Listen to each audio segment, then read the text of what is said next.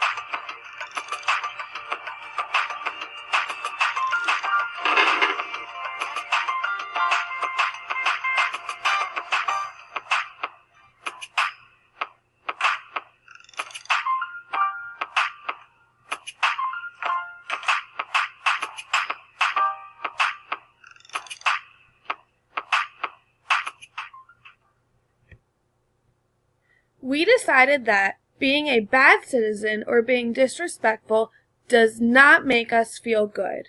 Being a good citizen or being respectful makes us feel happy and have a positive attitude. As a class, we decided that we want to be great citizens.